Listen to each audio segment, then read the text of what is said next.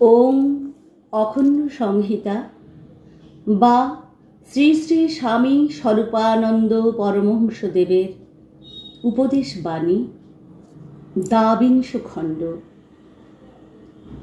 অকৃতজ্ঞ পুত্রকন্যার পিতামাতার করণীয়। ত্রিপুরা জেলান্তর্গত ধড্ডা নিবাসী জনৈক পত্রলেখকের পত্রের উত্তরে শ্রী শ্রী বাবামুনি লিখিলেন,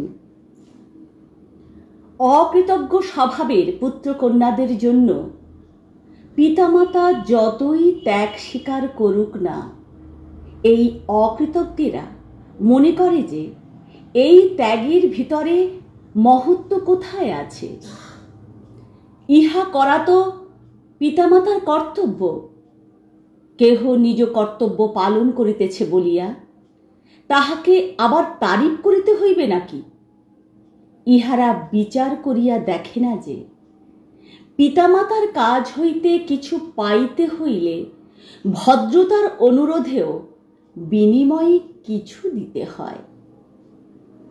পিতামাতা কাহাকেও জন্ম দিয়াছেন বলিয়াই যদি দায়গ্রস্ত হইলেন, তবে কেহ ওই ঘরে জন্ম নিয়া গৃহস্থদের শ্রম ত্যাগ ও সেবা আদায় করিয়া নিল বলিয়া তাহাদেরও দেনা আছে।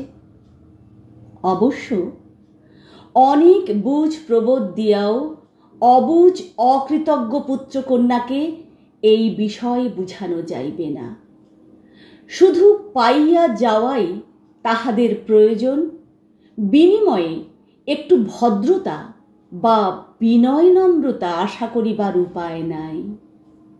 এই সকল ক্ষেত্রে পিতামাতাকে ধৈর্য সহকারে শুধু কাল প্রতীক্ষা করিতে হয়, অন্য উপায় কিছু নাই। পুত্রকন্যাকে শাসন করিলে তাহারা রুখিয়া দাঁড়াইবে, তিরস্কার করিলে অযশস্কর ভাবে গৃহত্যাগ করিবে, উপদেশ দিতে গেলে খেপিয়া উঠিবে, তোষামত করিতে গেলে মাথায় চড়িবে।